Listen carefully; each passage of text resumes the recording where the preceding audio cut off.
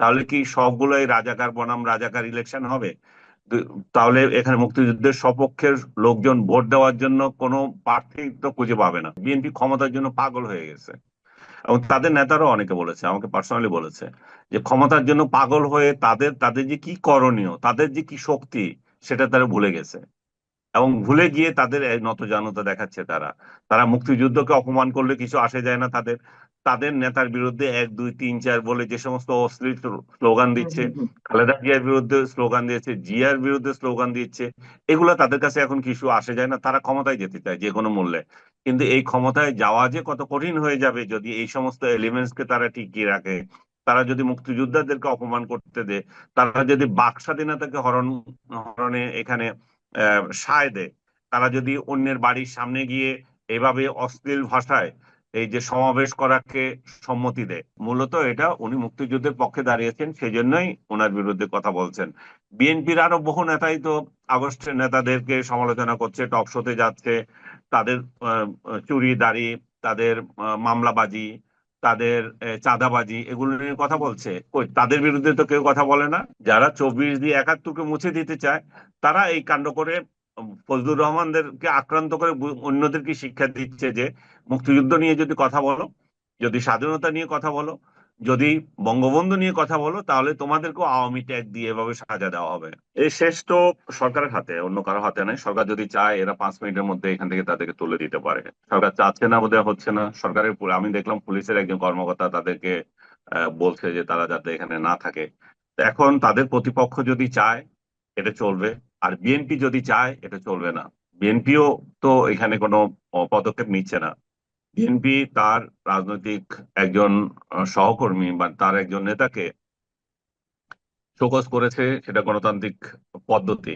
এবং তার কোনো বক্তব্য যদি পছন্দ না হয়, তিনি যদি দল বিরোধী কোনো কার্যক্রমে জড়িত থাকেন মনে করেন, তারা তো সেই রাইট রাখে যে তার ওই নেতাকে সতর্ক করা এবং তার বক্তব্যটা সঠিক কি ছিল আসলে, যেটা নিয়ে বিতর্ক হচ্ছে সেটা জানা। বিএনপি রাইট ওয়েতে এগিয়েছে, কিন্তু বিএনপি রং ওয়ে যেটা ছিল যে এই এই নোটিশ দেওয়ার পরপরই ওনাকে যেভাবে হামলা, হুমকি, প্রাণনাশের যত ধরনের অভিযোগ এসছে, এবং উনার বাড়ির সামনে অশ্লীল ভাষায়, এবং ছেলেরা না, শুধু মেয়েরা এবং শিক্ষার্থী নামধারী ব্যক্তিরা হুম হুম। যে মাইকিং করে, মানে হ্যান্ড মাইক দিয়ে অশ্লীল কথাবার্তা বলছে, তার বাড়ির সামনে যে স্লোগান দিচ্ছে, এগুলা তো মানে এত নিচু, এত হীন, এত রুচিহীন পরিবেশ বাংলাদেশের রাজনীতি তার আসে নাই। এই রুচিহীন রাজনীতির বিরুদ্ধে বিএনপি কিছু বলে নাই। বিএনপি চুপ হয়ে আছে। বিএনপি একবার বলে নাই যে এটা আমাদের রাজনৈতিক বিষয়, এটা আমাদের অভ্যন্তরীণ বিষয়, আমরা আমাদের নেতার সাথে পদক্ষেপ নিয়েছি, আমরা এটা দেখব। তাকে যে মব দিয়ে এ ধরনের উস্কানি এবং গালাগালি, যত ধরনের হুমকি দেওয়া হচ্ছে, এটা নিয়ে বিএনপির প্রতিবাদ করা উচিত ছিল। বিএনপি প্রতিবাদ করেনি বলেই আজকের এই পরিস্থিতি তৈরি হয়েছে। এবং এনসিপি যা ইচ্ছা তা বলতে পারছে বিএনপি নেতাদের বিরুদ্ধে। আজকে ফজলুর রহমানের বিরুদ্ধে বলেছে। এর আগে তো তারা এইরকম বিশ্লেষ স্লোগান তাদের দলীয় নেতা তারেক রহমানের বিরুদ্ধে দিয়েছে। So, মানে এগুলো ভাষায় উচ্চারণ করা যায় না এমন শব্দ ঢাকা ইউনিভার্সিটির ইয়ে থেকে হয়েছে। ওই মিছিলে জামাত শিবিরের লোক ছিল, এনসিপির লোক ছিল, কারা যে ছিল না সেটাই জানি না। তো এমন একটা পরিবেশের মধ্যে আমি মনে করি যে রাজনীতি নোংরামির দিকে চলে যাচ্ছে। এই নোংরামি থেকে বাঁচার জন্য আমাদের রাজনৈতিক দলের যে শীর্ষ নেতা যারা আছে, এনসিপির যারা শীর্ষ নেতা আছে, তাদের পদক্ষেপ নেওয়া উচিত। বিএনপির যারা শীর্ষ নেতা আছে তাদেরও পদক্ষেপ নেওয়া উচিত। এবং বিএনপির আরো ভাবা উচিত যে এই এই কার্যক্রমের মাধ্যমে তাদেরকে কিন্তু জনতা ওয়াজ করছে। ওয়াজ এই সেন্সে যে তারা যে তাদের দলীয় নেতাকে কি দৃষ্টিতে দেখছে, বিশেষ করে আহ তাদের নেতাদেরকে অন্যরা যখন আক্রমণ করতে আসে, বিএনপি তাকে প্রটেক্ট করে কিনা, বিএনপি তার প্রতিরক্ষা দেয় কিনা, বিএনপি তার দলের মুক্তিযোদ্ধাদের কিভাবে ট্রিট করে, এই সবগুলো কিন্তু এখানে প্রতিফলিত হচ্ছে।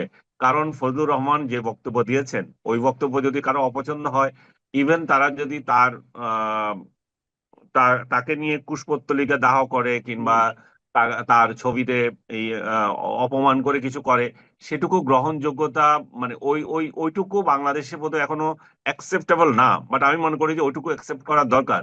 কিন্তু তার বাড়ির সামনে গিয়ে যখন হুমকি দেয়, বিশ্রী ভাষায় গালাগালি করে, সেটা সভ্যতার কোনো এই সভ্যতা কোনো দেশে নাই। আপনি আমার বিরুদ্ধে পছন্দ হচ্ছে না, আমার বিরুদ্ধে একটা মিছিল করলেন, আমার কুশপুতলিকা দাহ করলেন, আমার ছবিতে অপমান করলেন, সেটা চিরায়ত, এটা প্রত্যেক দেশেই হতে পারে। কিন্তু বাড়ির সামনে গিয়ে হামলা করা, বাড়ির তার ওই পরিবারের সদস্যদেরকে মৃত্যুর হুমকি দেওয়া, যেটা উনি অভিযোগ করছেন, এইসব কালচার থেকে যদি বের হতে না পারি, এটা আমাদের রাজনীতির জন্য যেমন ক্ষতি, তেমনি বিএনপির জন্য একটা অশনি সংকেত, তার নেতাদেরকে ভবিষ্যতে অন্যরা কিভাবে ট্রিট করবে। সাংবাদিক আনিস আলমগীর, আপনার কথার মধ্যে দিয়ে আমি একটু দুটো সম্পর্ক প্রশ্ন করতে চাই, একটা পরে করছি। যদি আগে একটু করতে চাই, আপনি বলছেন যে সব দেশেই এই রাজনীতিগুলো আছে। হ্যাঁ, আমি আপনার সঙ্গে একমত যে পুষ্পতলিকা দাহ করা কিংবা যাদের বিরুদ্ধে তারা স্লোগান দিচ্ছে, মিছিল করছে, তাদের ছবিতে জুতা নিক্ষেপ করা, কিন্তু এগুলো প্রি প্ল্যান্ড কিনা। মানে মুক্তিযোদ্ধাদের ক্ষেত্রে আমরা বলছি, মুক্তিযোদ্ধাদের গলায় জুতার মালা, মুক্তিযোদ্ধাদের মুখে ডিরেক্ট জুতা মারা, ছবিতে জুতা মারা, এবং ফজলুর রহমানের মতন একজন মুক্তিযুদ্ধের কমান্ডার, তার বাড়ির সামনে গিয়ে আপনি যে বিষয়টি উল্লেখ করলেন, স্লোগান তো অনেক ধরনের হতে পারে, কিন্তু একজন মুক্তিযোদ্ধাকে, একজন সিনিয়র সিটিজেন যার বয়স এখন প্রায় ৭৭ বা ৭৬, আমাদের ভুল না হয়ে থাকে, তাকে তুমি তুই তকারি করে উচ্চারণ করা, এগুলো আসলে আমরা শুধু অসুস্থ রাজনীতি বলবো, নাকি স্বাধীনতা বিরোধী শক্তির টার্গেটেড কোনো একটা পলিটিক্স, নোংরা পলিটিক্স? অবশ্যই আমি আপনার সাথে একমত, এটা টার্গেটেড পলিটিক্স। কারণ ফজলুর রহমানের বিরুদ্ধে অভিযোগ হচ্ছে 5 আগস্ট নিয়ে উনি যা ছিল সেটাকে জামাত শিবিরের কালো পরিকল্পনা বলেছেন, কাকে কাকে যেন অভিনেতা বলেছেন। এটা এটা এটা যদি আপনার আপত্তি থাকে ভাষাগতভাবে, আপনি আইনের আশ্রয় নিতে পারেন। আপনি আইনের, উনি একজন আইনজীবী, উনি ভালো করে জানেন কোথায় কোন শব্দ প্রয়োগ করতে হবে, তো উনি সেটা ইয়ে করবেন। কিন্তু আপনি কোনো আইনের আশ্রয় না নিয়ে তার বাড়ির সামনে গিয়ে এই সমস্ত নোংরামি যেটা করতেন, সে তো 100 ভাগ নোংরামি, এবং এই নোংরামির সুযোগ বিএনপি দিয়েছে। বিএনপি যেদিন তাকে বহিষ্কার না, তাকে যেদিন নোটিশ দিয়েছে, সেদিন থেকে এটা শুরু হয়েছে। তার মানে কি, তারা অপেক্ষা করছিল যে বিএনপি কবে তার মাথার উপর থেকে ছায়া তুলে নেয়, এবং তার প্রেক্ষিতে তাদের তাদের এই অ্যাক্টিভিটি ছিল। এবং 48 ঘন্টা সময় দিয়েছে, আমার মনে হচ্ছে 48 ঘন্টা হয়তো আজকের মধ্যে বোধহয় ফের হয়ে যাবে। তো দেখা যাক তারা তখন কি কর্মসূচি নেই। এবং আপনি যে পরিকল্পনার কথা বলছেন, আমি মনে করি যে 100% এটা পরিকল্পিত। কারণ উনি 5 আগস্টের পরের থেকে বিএনপির রাজনীতি নিয়ে, বিএনপির বিরুদ্ধে কোনো কথা বলেছেন আমি দেখি নাই, কিংবা 5 আগস্টের আগেও বিএনপির বিরুদ্ধে উনি কোনো কথা বলেছেন দেখি নাই।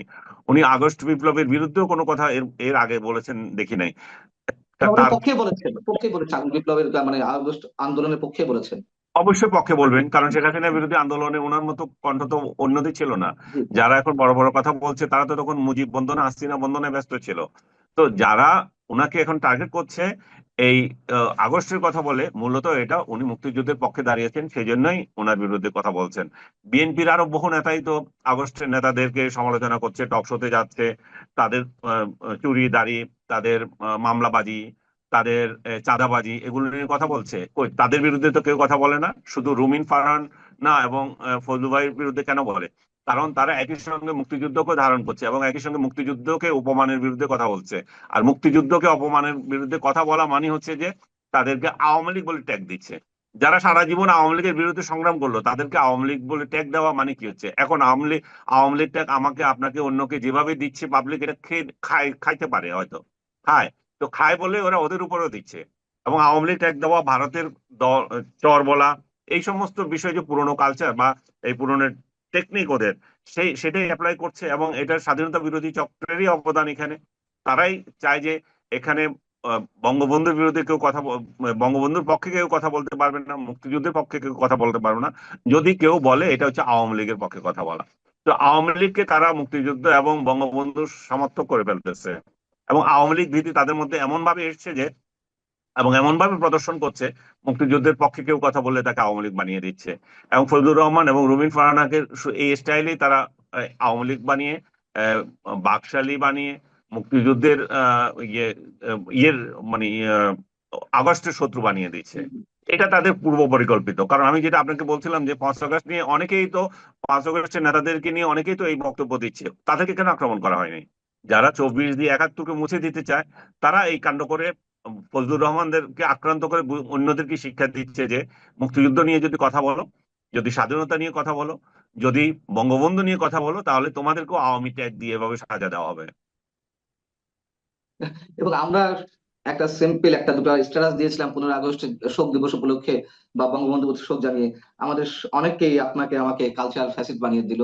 এগুলো তারা করতে আছে, সেটা আমাদের কোনো আপত্তি নেই, কিন্তু একজন মুক্তিযোদ্ধাকে যখন চরম অপমান করা হয়, সেটি আমাদের আমাদের মধ্যে রক্তক্ষরণ ঘটায়। এবং অ্যাডভোকেট ফজলুর রহমানের মতো মানুষকে যখন ফজু পাগলা হিসেবে প্রতিষ্ঠিত করা হয়, এর চেয়ে চরম কষ্টে সম্ভবত এই স্বাধীন বাংলাদেশ থাকতে পারে না। সাংবাদিক আনিস সালাম, যে কোশ্চেনটা আপনার প্রতি ছিল, আরেকটি প্রশ্ন, যে আপনি বলছেন বিএনপি সুযোগ করে দিয়েছে। বিএনপি যদি সুযোগ করে দিয়েই থাকে, এবং আপনি আমার এই প্রশ্নের উত্তর খানিকটা এর মধ্যে দিয়ে দিয়েছেন, তারপরে আমি একটু সরাসরি জানতে চাই, বিএনপি কি আসলে কোন বিশেষ দুর্বলতার জায়গা থেকে এই আপোষকামিতায় পৌঁছাচ্ছে? এই যে শো কজের জায়গা, এটা তাদের অভ্যন্তরীণ বিষয়, আমি আবারও স্বীকার করে নিচ্ছি আপনার সাথে সাথে, কিন্তু এই সুযোগটা দিচ্ছে কেন? তাদের কোনো বিশেষ দুর্বলতা রয়েছে? আমি জানি না বিশেষ দুর্বলতা রয়েছে কিনা, কিন্তু সোশ্যাল মিডিয়াতে বিভিন্ন লোকজন বা পার্সোনালি বিভিন্ন লোকজন যেভাবে বলছে বিএনপি ক্ষমতার জন্য পাগল হয়ে গেছে, এবং তাদের নেতারাও অনেকে বলেছে, আমাকে পার্সোনালি বলেছে যে ক্ষমতার জন্য পাগল হয়ে তাদের তাদের যে কি করণীয়, তাদের যে কি শক্তি, সেটা তারা ভুলে গেছে। এবং ভুলে গিয়ে তাদের এক নতজানতা দেখাচ্ছে। তারা তারা মুক্তিযুদ্ধকে অপমান করলে কিছু আসে যায় না তাদের। তাদের নেতার বিরুদ্ধে 1 2 3 4 বলে যে সমস্ত অশ্লীল স্লোগান হুম, দিচ্ছে, হুম, হুম। খালেদা জিয়ার বিরুদ্ধে স্লোগান দিয়েছে, জিয়ার বিরুদ্ধে স্লোগান দিচ্ছে, এগুলা তাদের কাছে এখন কিছু আসে যায় না। তারা ক্ষমতায় যেতে চায় যে কোনো মূল্যে। কিন্তু এই ক্ষমতায় যাওয়া যে কত কঠিন হয়ে যাবে যদি এই সমস্ত এলিমেন্টস কে তারা টিকিয়ে রাখে, তারা যদি মুক্তিযোদ্ধাদেরকে অপমান করতে দেয়, তারা যদি বাক স্বাধীনতাকে হরণে এখানে সায় দেয়, তারা যদি অন্যের বাড়ির সামনে গিয়ে এভাবে অশ্লীল ভাষায় এই যে সমাবেশ করাকে সম্মতি দেয়। কারণ এই পর্যন্ত আমি দেখিনি বিএনপি, আপনি জানি না আপনি দেখেছেন কিনা, বিএনপি এটার কোনো প্রতিবাদ করেছে, কোনো বিবৃতি দিয়েছে? ন্যূনতম তার প্রতিবাদ মানে কি? করেনি, করেনি। হ্যাঁ, করেনি, বিন্দুমাত্র প্রতিবাদ এখনো হ্যাঁ, পর্যন্ত করেনি। পারেনি। তার মানে কি বিএনপির সম্মতি আছে এখানে? ফজলুর রহমানের বাড়ির সামনে গিয়ে অশ্লীল স্লোগান দাও, তাকে আক্রান্ত করো। তো বিএনপি যদি এই রাজনীতিকে বেছে নেয়, তা সামনের দিনে মুক্তিযুদ্ধের সপক্ষের কোন শক্তি তাকে সমর্থন কিভাবে রাখবে, আমি নিজে উদ্বিগ্ন। তাহলে কি সবগুলোই রাজাকার বনাম রাজাকার ইলেকশন হবে? তাহলে এখানে মুক্তিযুদ্ধের সপক্ষের লোকজন ভোট দেওয়ার জন্য কোনো প্রার্থী তো খুঁজে পাবে না। আহ আপনার কথা সত্য ধরেই বলি, যদি বিএনপি সেদিকে এগোয়, যদি, তাতে কি আসলে বিএনপি কোনো লাভ হবে নাকি? যে আশঙ্কাটা আপনি করছেন, আমরা করছি, রাজাকার বনাম রাজাকার ইলেকশন, শব্দগুলো শুনতে খারাপ লাগতেও পারে, বাস্তবতা এটি। সেটির মধ্য দিয়ে আহ, যে বিশেষ উগ্র সাম্প্রদায়িক মৌলবাদী গোষ্ঠীর উত্থান আরো বেশি সহজ হবে, তাতে করে বিএনপির অস্তিত্ব সংকটের মুখে পড়বে কিনা? না, বিএনপি অস্তিত্বের সংকটে পড়বে না, কারণ বিএনপি এত আহ, মানে খেলনা দল নয় যে তাদেরকে অস্তিত্ব সংকট তৈরি করবে। আসলে বিএনপির মধ্যে যদি রাজাকার মনা লোকজন বেশি হয়ে যায়, তাহলে তার দল যে আলাদা একটা দল, জামাত কিংবা অন্যান্য রাজনৈতিক দল থেকে, সেটা অস্তিত্ব মুছে যাবে আর কি। তখন তারা বড় গলায় বলতে পারবে না যে আমরা একটা মুক্তিযুদ্ধের সপক্ষের দল। তখন তারা এটা বলতে পারবে না যে আমরা এনআরকিকে সমর্থন করি না, আমরা আমরা বাক স্বাধীনতায় বিশ্বাস করি, আমরা মানবতায় বিশ্বাস করি, আমরা গণতন্ত্রে বিশ্বাস করি। এগুলো তখন তারা বড় গলায় কিছু বলতে পারবে না। তাহলে তাদের সাথে অন্যদের অন্যদের কোনো মানে পার্থক্য থাকে না। আর তারা যেই যেই সংগ্রামে অংশ নিয়েছিল, শেখ হাসিনা সরকারকে হটিয়েছিল, এই হটানোর কোনো তখন আর অর্থ খুঁজে পাবে না। কারণ জনগণ মনে করবে যে তোমাদের থেকে তাহলে তারা কোন অংশে খারাপ ছিল, তাদের কোন কোন গুণ তোমার থেকে কম ছিল? একই তো, তোমরা একই গুণের অধিকারী। আজকে আমি আপনাকে এটা বলতেছি যে আমার একটা স্টুডেন্ট, যে কালী ঝিনাইদহের কালী কালী কি জানি একটা জায়গা আছে না, কালীগঞ্জ, কালীগঞ্জ। কালী, ঝিনাইদহ কালীগঞ্জ। শোভন শোভন সাহা, আমার ইউনিভার্সিটি স্টুডেন্ট। সে, জি। তার বাবা সুনীল সাহা, এই দুইজন তারা ওই যে ভুসির ব্যবসা করে, এবং তারা দীর্ঘদিন থেকে তাদের বাজারে ব্যবসা করে আসছে। আজকে আমি কালের কণ্ঠে একটা নিউজ দেখলাম যে তাদের দোকানে হামলা করেছে চাঁদার জন্য। এবং এবং তাদের পিক আপ ভ্যান ছিল, পিক আপ ভ্যান আলার কাছে চাঁদা চেয়েছে, তারা দেয়নি। শোভন সাহার সাথে তর্ক হয়েছে, শোভন শোভন তাদের প্রিভেন্ট করেছে, এবং তারা চলে গেছে। এরপরে এসে তারা হাতুড়ি নিয়ে এসে শোভন সাহাকে ইচ্ছাদফে মেরেছে। তারপর তাকে সেভ করতে গেছে, তার বাবাকে মেরেছে। আর মজার ব্যাপার হচ্ছে, যে মজার ব্যাপার না, অনেক দুঃখের ব্যাপার হচ্ছে, ওরা কিন্তু মানে এরা হিন্দু, কিন্তু এরা দীর্ঘদিন থেকে বিএনপি রাজনীতি করে আসছে। ওখানে বেল্টু নামে একজন নেতা আছে, ওই বেল্টুর অনুসারী ছিল তারা। বেল্টু সাহেব বোধহয় মারা গেছেন। ফজলুর রহমান বেল্টু। হ্যাঁ, ওইখানে আরেকজন বিএনপির আওয়ামী লীগের যে নেতা ছিল, যে কলকাতায় যে তাকে টুকরো টুকরো করে ফেলছে, জি। ওই এলাকাটা। তো আপনি দেখেন যে বিএনপি করেও বিএনপির লোকেরা ব্যবসায়ী বলে বিএনপি চাঁদাবাজদের থেকে রক্ষা পাচ্ছে না। তো শোভন সাহা, তার বাবা সুনীল সাহা, আমি আমার ব্যক্তিগতভাবে আমার পরিচিত, সুনীল সাহেবের সাথে আমার কথা হয়। আমি এই এই ঘটনা, এই নিউজটা দেখে আশ্চর্য হয়ে গেলাম যে আমি ওকে মাঝে মাঝে মানে মানে খেপাতাম আমার ছাত্রকে, বিএনপি নিয়ে, যে যখন সে একদম উগ্রভাবে কথাবার্তা বলতো এবং আওয়ামী লীগের মানে যাচ্ছে তাই ভাবে মানে ইয়ে করতো আর কি, মানে বিরুদ্ধে কথা বলতো, যে বেল্টু কাকাই হচ্ছে আসল জিনিস, এরকম। তো আজকে আপনি দেখেন যে মানে পরিস্থিতি কোথায় দাঁড়ায়, যে যারা এতদিন ওই রাজনৈতিক দলই করে, সেই রাজনৈতিক হম। দলের নেতারা এসে মানে চাঁদাবাজরা এসে চাঁদা নেয়, বিএনপি এগুলোতে কোনো খেয়াল নাই। বিএনপি এটা লাগাম ছাড়া দল হয়ে আছে এখন। বিএনপি কে মানে কিভাবে ক্ষমতায় যাবে, কোন মানে জনসমর্থন থাকলেই কি শুধু ক্ষমতায় যেতে পারবে? তাদের যে এই ভোটগুলোকে আমি কেন্দ্রে নিয়ে যাবে, সেই পরিস্থিতি ওই তো নাই। ক্ষমতায় যাওয়ার জায়গা থেকেই প্রশ্নটা আমার ছিল সাংবাদিক আনিস আলমগীর। আমি অস্তিত্ব সংকটের কথা বলতে বুঝিয়েছি এইটি, যে একটা রাজনৈতিক দল, তার তো এটা তো বাস্তবতা, ক্ষমতায় যেতে না পারলে অথবা দেশ সেবার সুযোগ গ্রহণ না করতে পারলে বা সরকার প্রতিষ্ঠা করতে না পারলে তার রাজনৈতিক ক্ষমতাও ক্ষয়িষ্ণু হয়ে যায়, এটি বাস্তবতা। তো 17 বছর আওয়ামী লীগ সহ এই বাকি 1-1.5 বছর এবং 2 বছর, 19 বছর পর বিএনপির জন্য একটা উজ্জ্বল সম্ভাবনা তৈরি হয়েছিল। কিন্তু বিএনপির কোনো কোনো ভুল পদক্ষেপের কারণে কি সেটি তারা নিজেরাই নিজেদের পায়ে কুড়াল মারছে?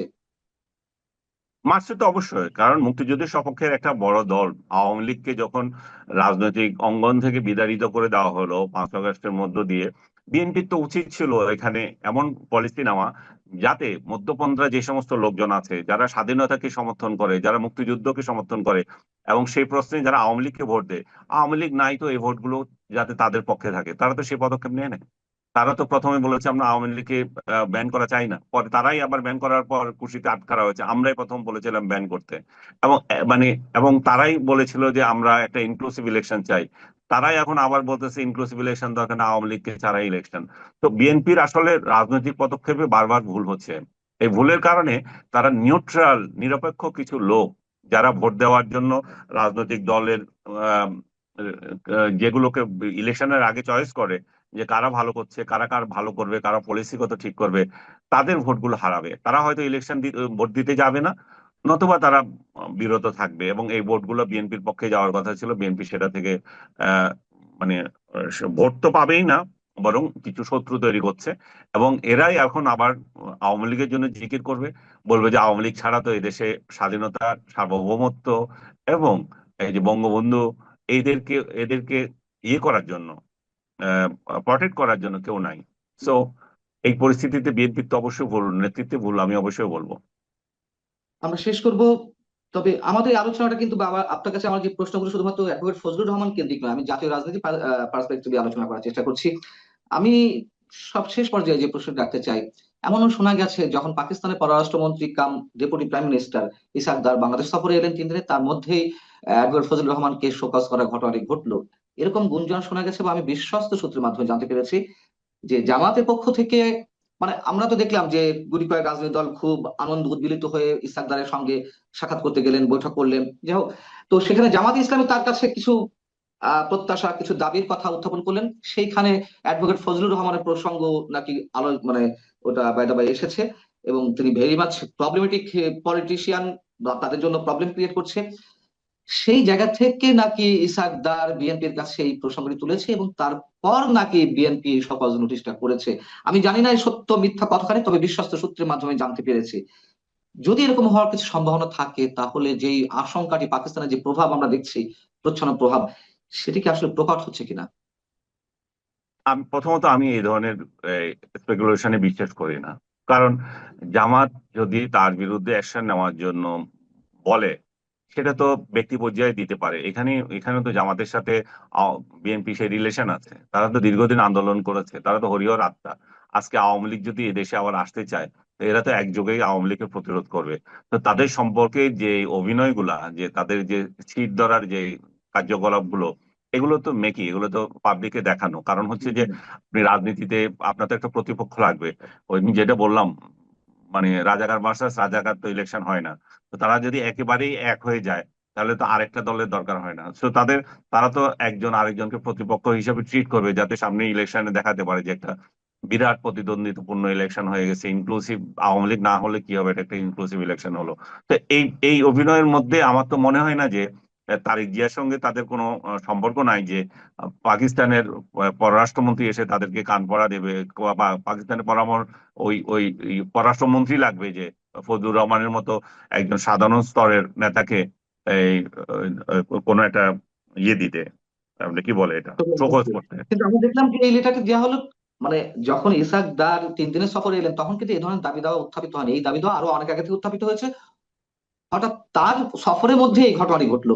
অনেকে সেই জায়গা থেকে মেলানোর চেষ্টা করছেন এবং সেই সূত্র থেকে পাওয়া খবর, যাক এটি না হওয়ারই সম্ভাবনা বেশি। কিন্তু মানুষের মানে সমীকরণ মেলানোতে তো অনেক ধরনের ক্রাইটেরিয়া কাজ করে, সেই জায়গা থেকে বোধহয় সম্মত এসেছে। এবং বাংলা ট্রিবিউনের যে নিউজটা এসেছে ওখানে কিন্তু এক পক্ষ, বিএনপি একটি পক্ষ, বাংলা ট্রিবিউন এভাবে লিখেছে যে ইসহাক দারের এই সফরের মধ্যে ফজলুর রহমানকে এই শোকজ লেটারটি ভিন্ন বার্তা বহন করে, এরকম একটি বিষয় চলে না, এসেছে। বার্তা বহন করতে অনেক পারে।